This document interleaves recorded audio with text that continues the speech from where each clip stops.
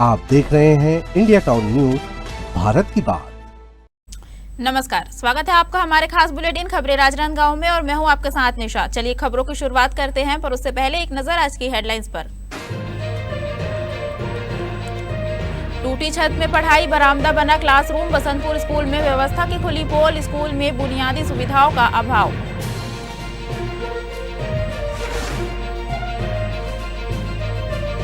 केसर नगर अटल आवास में जल भराव से हाहाकार, अधूरी नाली बनी मुसीबत। घरों में घुसा गंदा पानी, बारिश ने खोली प्रशासनिक लापरवाही की पोल। म्यूनिसिपल मैदान बना ड्राइविंग ग्राउंड, खेल की जमीन पर वाहनों का राज। मैदान पर संकट, खेल व्यवस्था पर सवाल।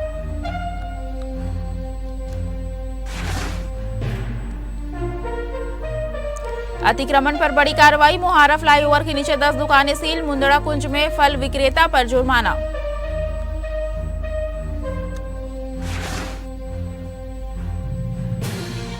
बाईस जून को राजनांदगांव आएंगे मुख्यमंत्री। स्टेट हाई स्कूल मैदान में होगा मुख्य कार्यक्रम। प्रशासन ने सुरक्षा और व्यवस्था की कड़ी।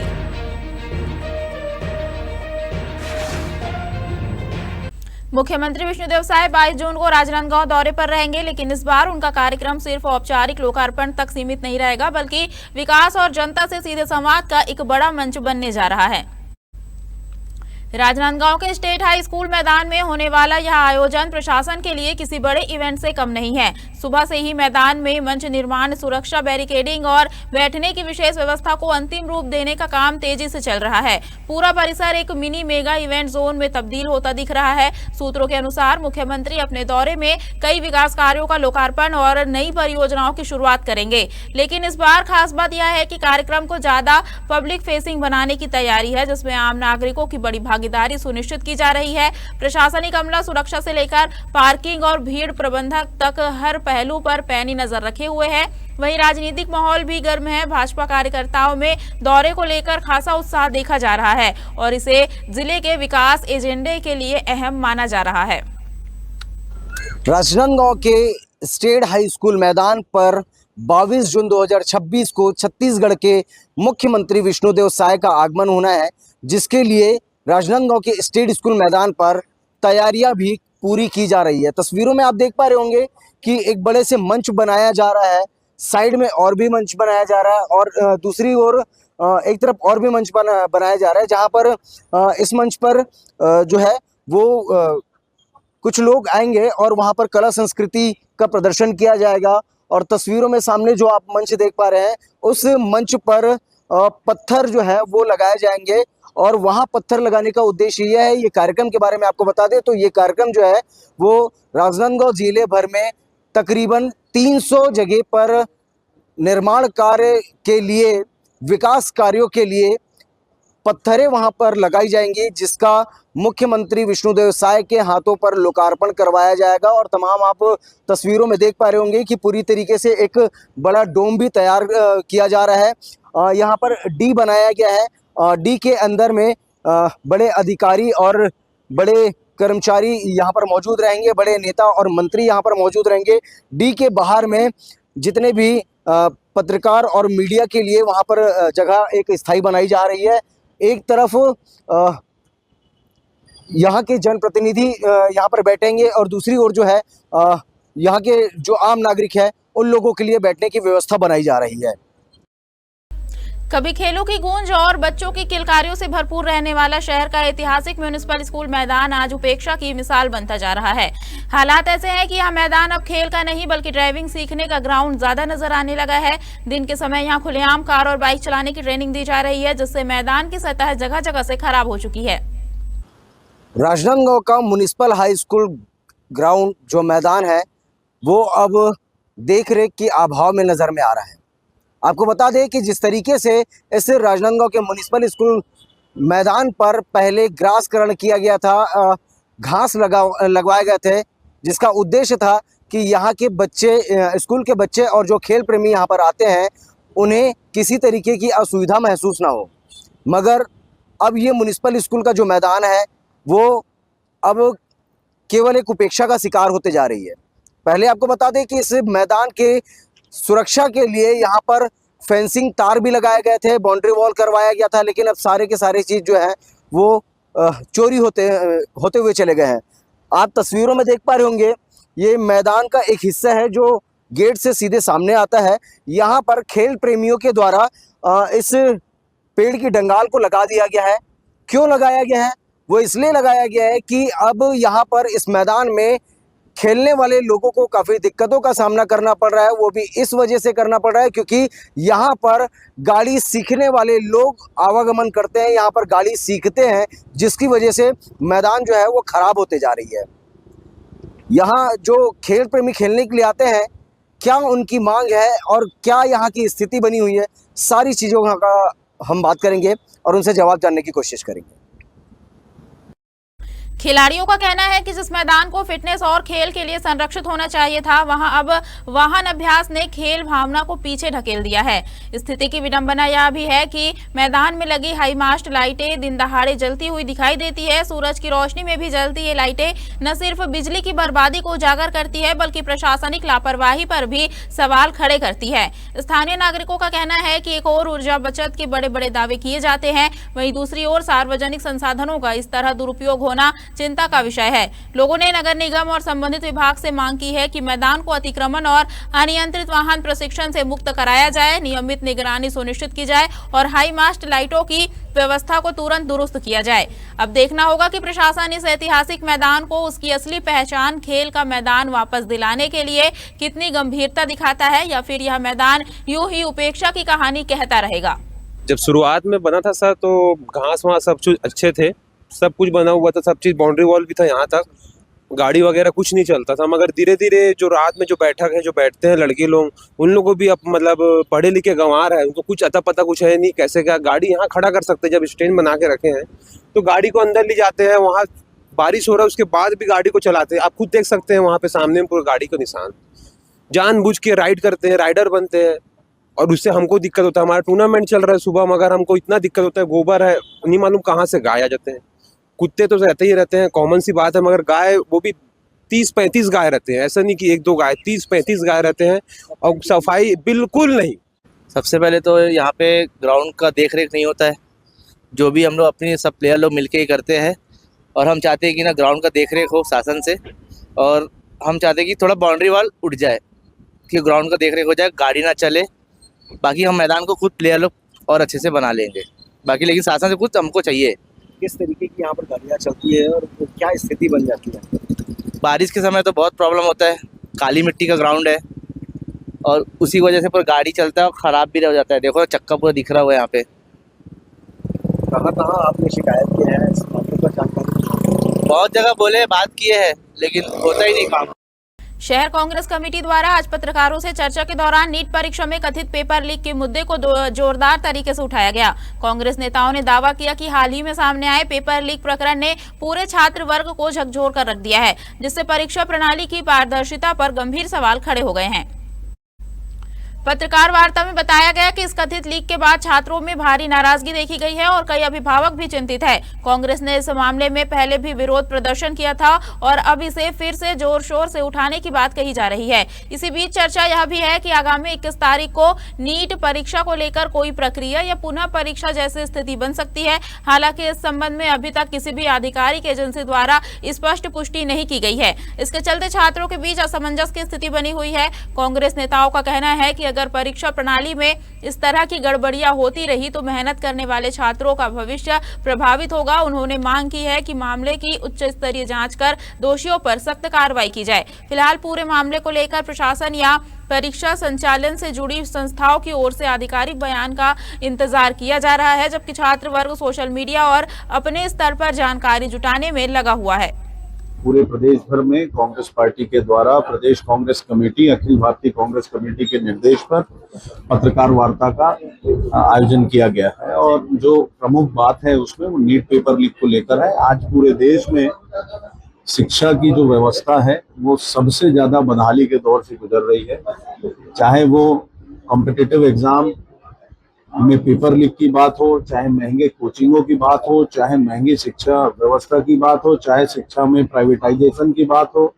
इन सब बातों को लेकर देश में आज जो देश के नागरिक हैं उनकी पीड़ा झलक रही है और इसी को देखते हुए राहुल गांधी जी ने कोटा से छात्रों की गूंज अभियान की शुरुआत की है, जिसके तहत छात्रों के बीच कांग्रेस पार्टी जाएगी और उनके हक की लड़ाई, उनके लिए न्याय की लड़ाई लड़ने का काम कांग्रेस पार्टी करेगी। जिस प्रकार से नीट के पेपर लीक हुए, उसके बाद देश भर में रीनीट के एग्जाम के दबाव में 15 छात्रों ने आत्महत्या कर ली।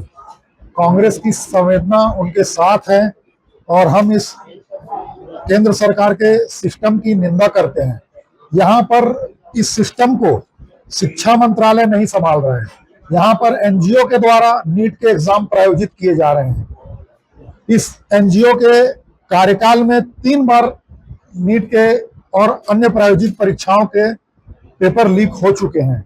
मतलब ये लोग पूरी तरह से शिक्षा का, देश भर के शिक्षा व्यवस्था का बेड़ा गर्क कर रहे हैं। राजनांदगांव नगर निगम ने शहर में साफ सफाई और अतिक्रमण हटाने के लिए सख्त अभियान चलाया। आपको बता दें, निगम की टीम ने जीई रोड स्थित मुंदड़ा कुंज के पास कार्रवाई करते हुए एक फल विक्रेता पर गंदगी फैलाने और सड़क पर अवैध कब्जा करने पर सामान जब्त किया और 500 रुपए का जुर्माना लगाया। इसके साथ ही मोहारा फ्लाईओवर के नीचे मुख्यमंत्री स्वावलंबन योजना के तहत बनी 10 दुकानों में अवैध कब्जे का मामला सामने आया। जांच के बाद निगम ने वहां रखा गया सामान हटाकर दुकानों को सील कर दिया। इस संबंध में निगम अधिकारियों ने साफ कहा है कि शहर में किसी भी तरह का अतिक्रमण, गंदगी या बिना अनुमति कब्जा बर्दाश्त नहीं किया जाएगा। आगे भी ऐसी शिकायत मिलने पर तुरंत कार्रवाई होगी। निगम की इस कार्रवाई से बाजार और सड़क क्षेत्रों में हड़कंप मच गया और अन्य दुकानदारों को भी नियम पालन की चेतावनी दी गई। खबर राजनांदगांव से है, जहां जिले शहर के सनसिटी एनेक्स कॉलोनी में शाम का शांत माहौल उस वक्त अफरा तफरी में बदल गया जब खेलते हुए एक 5 साल के बच्चे पर आवारा कुत्तों का झुंड टूट पड़ा। कॉलोनी में लगे सीसीटीवी कैमरे में यह खौफनाक पल रिकॉर्ड हो गया है, जिसमें साफ दिखता है कि 4 कुत्ते अचानक बच्चे को घेर लेते हैं। बच्चा डरकर भागने की कोशिश करता है, लेकिन कुछ ही सेकंड में वह बार बार गिरता और उठता नजर आता है।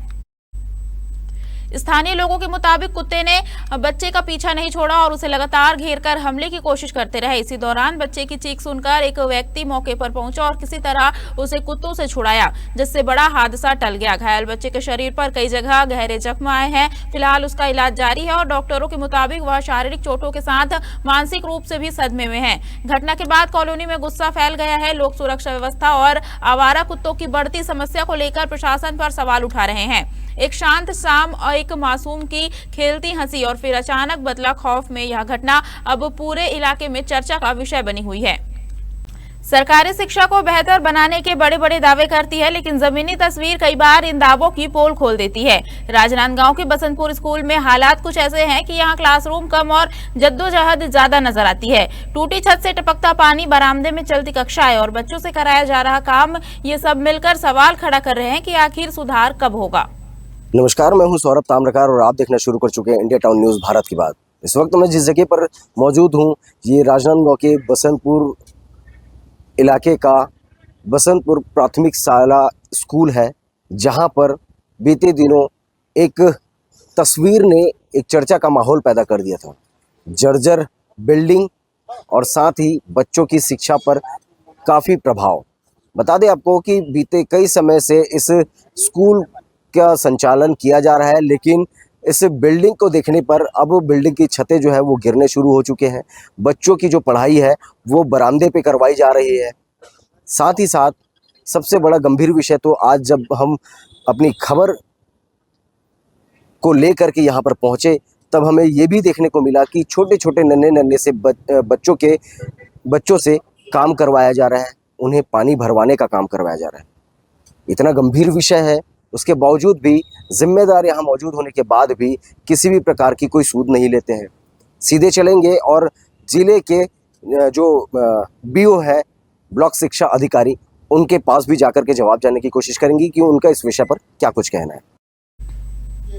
बसंतपुर स्कूल की छत लंबे समय से जर्जर हालत में है। बारिश होते ही पानी क्लासरूम में टपकने लगता है, जिससे पढ़ाई बाधित हो जाती है। मजबूरी में बच्चों की कक्षाएं अब बरामदे में शिफ्ट कर दी गई है, लेकिन वहां भी स्थिति बेहद बेहतर नहीं है। सीटिंग की कमी, भीड़ और पंखों का अभाव बच्चों के लिए मुश्किलें बढ़ा रहा है। मिड डे मील के बाद जब सफाई का समय आता है तो जिम्मेदारी बच्चों के कंधों पर आ जाती है। स्कूल परिसर के हैंडपंप से पानी भरकर बर्तन साफ करने का काम छात्रों से कराया जा रहा है। इससे न सिर्फ उनका पढ़ाई का समय घट रहा है, बल्कि शिक्षा के मूल उद्देश्य पर भी सवाल उठ रहे हैं। अभिभावकों का कहना है कि उन्होंने कई बार शिकायतें दर्ज कराई, लेकिन हालात जस के तस है। उनका डर है कि आने वाले बरसात के दिनों में स्थिति और बिगड़ सकती है, जिससे बच्चों की सुरक्षा भी खतरे में पड़ सकती है। जहां एक ओर शिक्षा विभाग सुविधाओं के विस्तार के दावे करता है, वहीं दूसरी ओर इस स्कूल की तस्वीर सिस्टम की हकीकत दिखा रही है।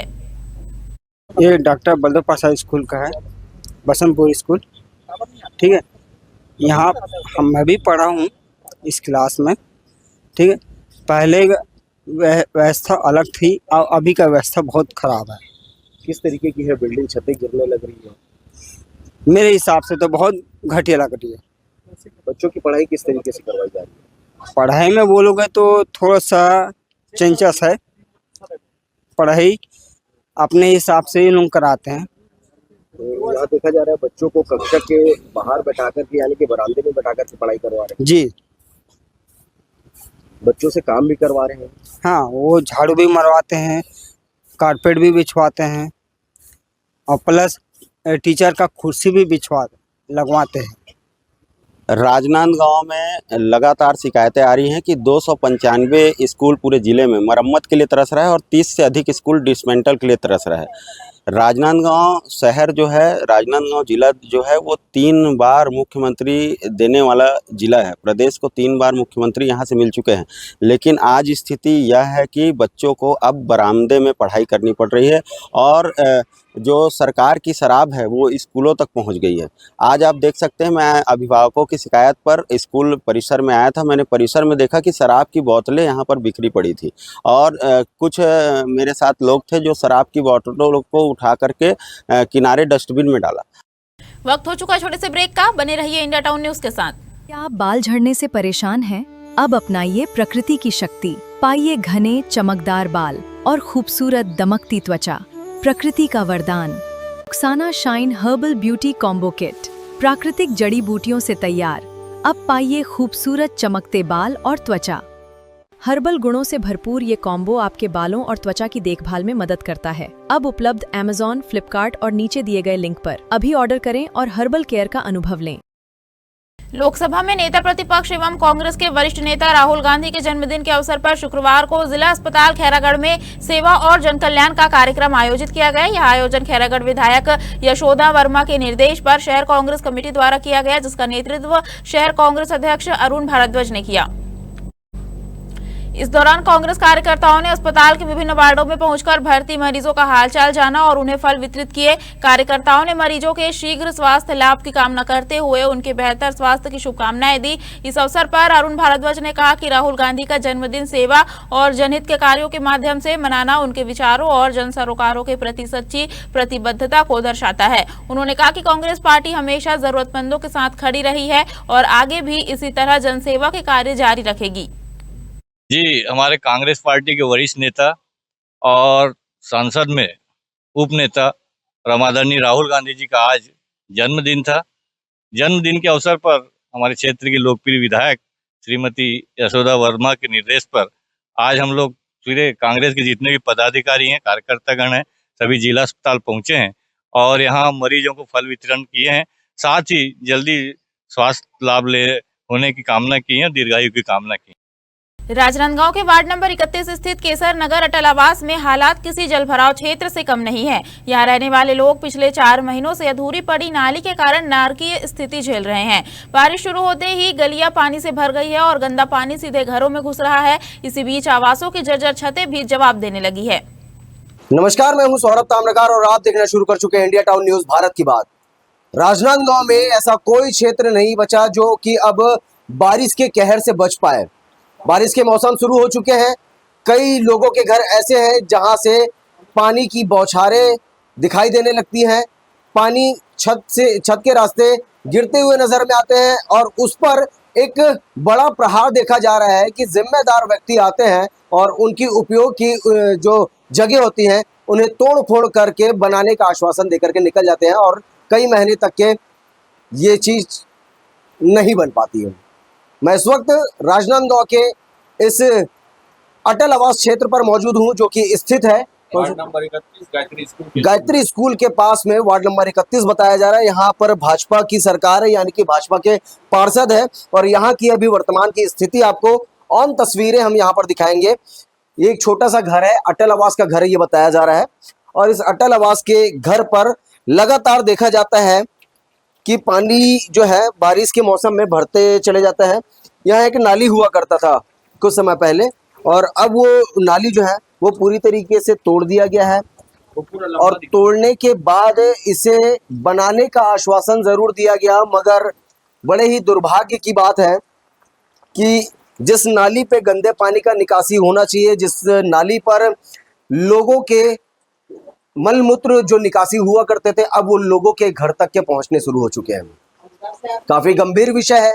जिम्मेदार जब जवाब जानने के लिए यहाँ के लोग, यहाँ के स्थानीय लोग जिम्मेदारों के पास जाते हैं तो किसी भी प्रकार का उनके पास जवाब नहीं रहता और जवाब जो मिलता है वो बड़ा ही विचलित करने वाला होता है। कहते हैं कि हमारी सरकार है मगर फिर भी हमारे पास फंड नहीं है। ये कैसी सरकार है जो खुद के सरकार होने के बावजूद भी अपने ही सरकार से अपने ही क्षेत्र के विकास के लिए, यहाँ की मूलभूत सुविधाओं के लिए फंड नहीं जुटा पाती, फंड नहीं ला पाती। और आरोप तो ये भी है कि यहाँ पर जो भाजपा के जो पार्षद बनाए गए हैं वो केवल एक डमी चेहरा है। वो कभी इस वार्ड में निरीक्षण करने के लिए, घूमने के लिए, यहाँ की व्यवस्थाओं को देखने के लिए नहीं आ पाते हैं। यहाँ के स्थानीय लोगों से बात करेंगे क्या कुछ आरोप है और किस तरीके से यहाँ पर व्यवस्थाएं देखी जा रही है। बारिश का मौसम शुरू हो चुका है और शुरू होने के बाद अब यहाँ की व्यवस्था पूरी तरीके से चरमराती हुई नजर में आ रही है। बताया तो ये भी जा रहा है कि जब बारिश थोड़ी सी अत्यधिक होना शुरू हो जाता है तो ये घर पर जो सामान आप देख पा रहे हैं, ये बर्तन, इनकी ये छोटे छोटे से पलंग और जितने भी जो भी सामान है वो सब पानी पर तैरते हुए नजर में आते हैं। जिम्मेदारों के पास भी जा करके उनसे जवाब जानने की कोशिश करेंगे कि आखिरकार आपको अपने मताधिकार का उपयोग करके उन्होंने अपने वार्ड पर चुना है और वार्ड पर चुनने के बावजूद भी आज उनकी मूलभूत सुविधाओं का कोई देखरेख नहीं। अटल आवास का ये मकान अब राहत की जगह परेशानी का ठिकाना बनते जा रहे हैं। आपको बता दें करीब 4 महीने पहले नाली को निर्माण कार्य के नाम पर तोड़ा गया था, लेकिन आज तक काम अधूरा पड़ा है। नतीजा यह है कि बारिश का पानी और गंदगी गलियों में जमा होकर छोटे छोटे तालाब का रूप ले चुकी है। इससे न सिर्फ आवागमन मुश्किल हो गया है बल्कि संक्रमण फैलने का खतरा भी बढ़ गया है। स्थानीय लोगों की माने तो हर बारिश उनके लिए नई मुसीबत लेकर आती है। इस मामले में जब स्थानीय जनप्रतिनिधि से बात की गई तो उन्होंने कहा कि नाली निर्माण और अन्य विकास कार्यों के लिए प्रस्ताव भेजा गया है, लेकिन अभी तक फंड जारी नहीं हुआ है। उनका कहना है कि जैसे ही राशि उपलब्ध होगी काम शुरू कर समस्या का समाधान किया जाएगा। दरअसल एक तरफ शहरों में बेहतर बुनियादी सुविधाओं के दावे किए जाते हैं, वहीं दूसरी तरफ अटल आवास जैसे इलाकों में लोग 4 महीने से अधूरी नाली, जलभराव और जर्जर मकानों की दोहरी मार झेल रहे हैं। 2 महीने से लोग काम चालू करवाए हैं, नल्ले तोड़े हैं, 3 महीना हो रहा है काम चालू कराते। ये पार्षद जो यहाँ का, क्या नाम है पार्षद का, जो भी है, सिन्हा है कोई, चाय दुकान में उसकी हाँ, तो वो जो पार्षद है ना, लेडीज है, वो चाय दुकान में बैठ, वो कभी वार्ड में झांकने नहीं आई है जहाँ तक मैं जानता हूँ और पूरे वार्डवासी जानते हैं। इधर आ जाइए आप, बैठ। ठीक है, जब से वो पार्षद बने हैं तब से वो वार्ड में बिल्कुल एक भी बार झांकने नहीं आए। उनके ससुर जी है जो कार्य देखते हैं, पर उनके ससुर जी इधर झांकने नहीं आते। वो जाते हैं हाई फाई सोसाइटी जनता कॉलोनी में, जहाँ सिर्फ गिनती के 4-5 लोग उनको ऐसा लगता है कि उन लोग गिन के 5 लोग उनको पार्षद बनाए। इधर के लोग ने उनको वोट ही नहीं दिया, भारतीय जनता पार्टी ऐसे ही जीत गई। ये दुर्भाग्यपूर्ण बात है कि ये भारतीय जनता पार्टी की पार्षद है। ठीक है, जो धर्म कांटा में आपको चाय बेचते दिखेगी और कोई बड़ा नेता आएगा जब तैयार होकर आपको उनके पीछे रोमिंग करते दिखेगी, तो ऐसा पार्षद हमको नहीं चाहिए। ये समस्या कब से बनी हुई है? ये समस्या 4 महीना हो गया भाई साहब। यहाँ नाली पूरा भर जाता है घर, छोटे बच्चे हैं, छोटे, पूरा पानी तैरता, कहाँ जाएंगे? लेटरिन बाथरूम का सुविधा नहीं है, और एक टैंकर ला के खड़े कर देता, पानी सुविधा नहीं है, पानी कुछ नहीं है। हाँ, और बोलोगे ना तो हम लोग के ऊपर चढ़ाई करता है पार्षद। तो पार्षद जो बनी है वो आती नहीं है, उसका ससुर आता है और हम लोग के ऊपर उल्टा चढ़ाई करता है। अरे वो 15,500 रुपए हर महीना पेमेंट ले रहे हैं ना खाते में अपने। ये 3-4 महीना हो गया सर, तोड़े हैं। तो क्या बोल करके तोड़े? बोला है कि मैं बारिश के पहले नाली को बना दूंगा और पानी का निकासी करा दूंगा। तो ठीक है बोले हम लोग। आज तक के फिर उसके बाद कुछ नहीं। मैं क्या करूंगी, मैं क्या करूंगा? ये नाली का प्रोग्राम सक्सेस नहीं होगा ना, तब तक इनका लेट बात वापस बनेगा ही नहीं। तो इनकी समस्या रेगुलर रहेगी, वो करना मतलब ही नहीं होगा इनको। जब तक पहले अगर आपके पास में फंड नहीं था, आप जो जवाब दे रहे हो जनता को, मेरे पास आके जवाब देता ना तो मैं उसको मुंह तोड़ जवाब देता। इनके पास इनको जवाब देना नहीं आता। राजनांदगांव जिले में पिछले कई दिनों से पड़ रही भीषण गर्मी और उमस के बीच आखिरकार मौसम ने राहत दी है। लगातार तेज धूप और गर्म हवाओं ने जहां आम जनजीवन को प्रभावित किया था, वहीं अब हुई बारिश से तापमान में गिरावट दर्ज की गई है और मौसम सुहावना हो गया है। कल शाम और आज दोपहर हुई वर्षा के बाद शहर के वातावरण में ठंडक महसूस की जा रही है। लंबे समय से गर्मी से परेशान लोगों ने बारिश के बाद राहत की सांस ली है। स्कूल जाने वाले बच्चों और अभिभावकों के लिए भी यह बदलाव राहत लेकर आया है। दरअसल पिछले कुछ दिनों से उमस और तेज धूप के कारण बच्चों को भारी परेशानी का सामना करना पड़ रहा था, लेकिन अब मौसम ने ठंडा होने से दैनिक गतिविधियों में आसानी होने की उम्मीद है। हालांकि बारिश के साथ ही नगर प्रशासन और नगर निगम की व्यवस्थाओं की परीक्षा भी शुरू हो गई है। हर साल मानसून के दौरान जल भराव, नालियों की सफाई और सड़क व्यवस्था जैसी समस्याएं सामने आती है। ऐसे में यह देखना अहम होगा कि इस बार पूर्व तैयारियों का असर जमीनी स्तर पर कितना दिखाई देता है। फिलहाल बारिश ने गर्मी और उमस से बड़ी राहत दी है और मौसम खुशनुमा हो गया है। मानसून की आहट के साथ ही गांवों में एक अलग ही तस्वीर देखने को मिल रही है। जहां शहरों में लोग बारिश का इंतजार कर रहे हैं, वहीं ग्रामीण इलाकों में खपरेल मकानों की मरम्मत का दौर तेज हो गया है। घरों के मालिक समय रहते अपनी छतों को दुरुस्त करने में जुटे हैं ताकि बरसात के दिनों में पानी घर के भीतर न टपके और परिवार सुरक्षित रह सके। गांवों की गलियों में इन दिनों खपरेल बदलने, टूटी हुई टाइलों को ठीक करने और छतों की मजबूती बढ़ाने का काम सुबह से शाम तक चल रहा है। बुजुर्गों का कहना है कि यह सिर्फ मरम्मत नहीं बल्कि वर्षों पुरानी परंपरा है जो हर मानसून से पहले निभाई जाती है। दिलचस्प बात यह है कि आधुनिक पक्के मकानों के दौर में भी खपरेल घरों की अपनी अलग पहचान बनी हुई है। ऐसे घरों में रहने वाले लोग बारिश से पहले पूरी तैयारी कर लेते हैं ताकि मौसम चाहे कितना भी मेहरबान या बेरहम हो, उनके आशियाने पर उसका असर कम से कम पड़े। ग्रामीणों का कहना है कि समय पर मरम्मत कर लेने से न केवल बारिश का पानी घर में आने से रुकता है बल्कि पूरे सीजन परिवार को परेशानियों का सामना भी नहीं करना पड़ता। यही वजह है कि मानसून की पहली बूंद गिरने से पहले ही गांवों में छत समारोह अभियान जैसा माहौल नजर आने लगता है। राजनांदगांव के राम दरबार चौक में एक बड़ा सड़क हादसा टल गया। आपको बता दें, नागपुर की ओर से आ रहा एक ट्रक अचानक सड़क पर आई गाय को बचाने की कोशिश में अनियंत्रित होकर डिवाइडर पर चढ़ गया। हादसे में डिवाइडर पर लगे ट्रैफिक सिग्नल टूट गए, वहीं पुलिसकर्मियों के लिए लगाए गए सुरक्षा बॉक्स को भी नुकसान पहुंचा। ट्रक चालक सुरक्षित है और इस घटना में किसी भी व्यक्ति को चोट नहीं आई है। प्रत्यक्षदर्शियों के अनुसार चालक ने गाय को बचाने के लिए तुरंत वाहन मोड़ा, जिससे ट्रक का संतुलन बिगड़ गया और वह डिवाइडर से टकरा गया। चालक की सतर्कता से गाय की जान बच गई और कोई बड़ी जनहानि नहीं हुई। यह घटना शहर और राष्ट्रीय राजमार्गों पर घूम रहे आवारा मवेशियों की समस्या को फिर सामने लाती है। सड़कों पर गाय और अन्य मवेशियों के आने से वाहन चालकों को अचानक ब्रेक लगाना पड़ता है या वाहन मोड़ना पड़ता है, जिससे दुर्घटनाओं का खतरा बढ़ जाता है। स्थानीय लोगों का कहना है कि व्यस्त सड़कों और हाईवे पर आवारा मवेशियों की मौजूदगी लोगों की सुरक्षा को लिए गंभीर खतरा बन चुकी है।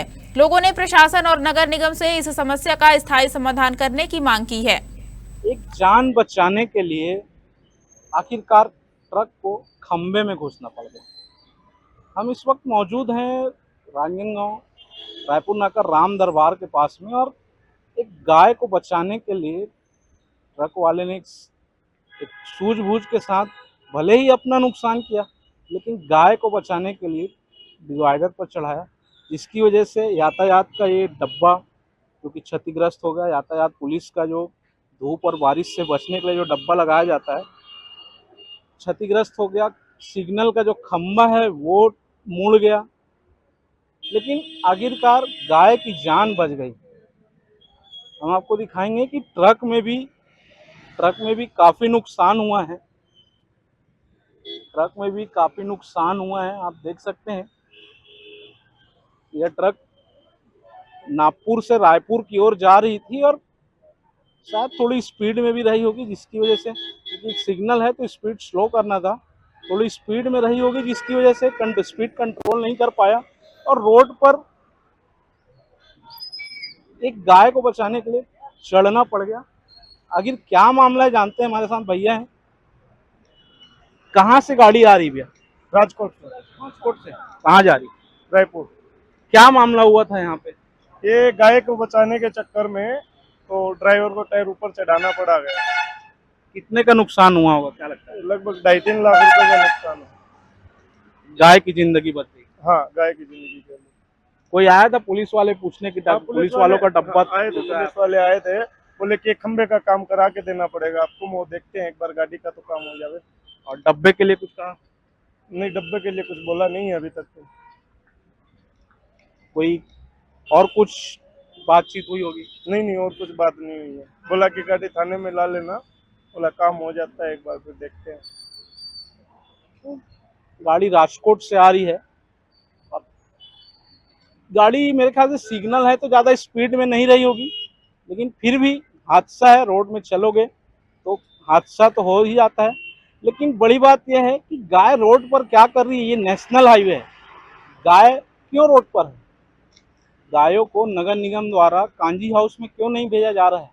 नगर निगम दावा करती है कि गायों को कांजी हाउस में भेजने के लिए बहुत सारे उपाय किए जाते हैं, बहुत से गाड़ियां भी तैयार हैं। आप पूरे, मेरे ख्याल से कहना चाहिए कि पूरे इंडिया में घूमते हैं ट्रक लेकर के, गायों का मामला हमेशा सामने आता है। गायों का आता रहता है।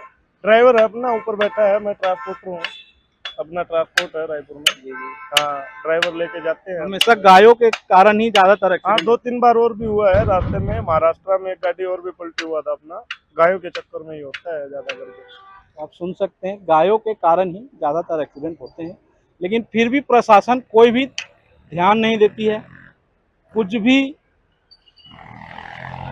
नहीं हो पाता है, क्योंकि गाय इतने हैं कांजी हाउस में भी नहीं रख सकते हैं, कांजी हाउस में रखने के लिए भी जगह नहीं है। ऐसे ही खबरों के लिए बने रहिए हमारे साथ। मैं विश्वनाथ देवंगन, आपका अपना channel India town news, Bharat की बात। खरीफ की तैयारियों में जुटे किसानों के लिए इस समय खेतों से ज्यादा चिंता खाद की उपलब्धता की है। ग्राम पैली मेटा में गुरुवार को यही चिंता आक्रोश बनकर सड़क पर उतर आई। यूरिया और डीएपी खाद की कमी से परेशान किसानों ने जनप्रतिनिधियों के साथ मिलकर चक्का जाम किया और प्रशासन के खिलाफ जोरदार प्रदर्शन किया। सुबह से खाद की तलाश में भटक रहे किसानों का सब्र तब टूट गया जब समय पर खाद मिलने की उम्मीद धुंधली नजर आने लगी। किसानों का कहना है कि बुवाई का महत्वपूर्ण दौर शुरू हो चुका है, लेकिन खाद के अभाव में खेतों की तैयारी अधर में लटक गई है। उनका आरोप है कि सहकारी समितियों में पर्याप्त स्टॉक नहीं होने से किसानों को बार बार चक्कर लगाने पड़ रहे हैं। आंदोलन को समर्थन देने खैरागढ़ विधायक यशोदा नीलांबर वर्मा और पूर्व विधायक छन्नी साहू भी मौके पर पहुंची। उन्होंने किसानों के बीच बैठकर उनकी समस्याएं सुनी और प्रशासन से तत्काल खाद उपलब्ध कराने की मांग की। इस मौके पर विधायक यशोदा नीलांबर वर्मा ने कहा कि खेती की रीढ़ माने जाने वाले किसानों को खाद और बीज जैसी मूलभूत जरूरतों के लिए संघर्ष करना पड़ रहा है। उन्होंने वितरण व्यवस्था में पारदर्शिता और पर्याप्त स्टॉक सुनिश्चित करने की आवश्यकता पर जोर दिया। वहीं जिला पंचायत सदस्य निर्मला विजय वर्मा ने कहा कि खाद के लिए किसानों की लंबी कतारें प्रशासनिक तैयारियों पर सवाल खड़े करती है। हमारे खास बुलेटिन खबर राजनांदगांव में फिलहाल इतना ही। अब मुझे दीजिए इजाजत और आप देखते रहिए इंडिया टाउन न्यूज, भारत की बात। नमस्कार। आप देख रहे हैं इंडिया टाउन न्यूज, भारत की बात।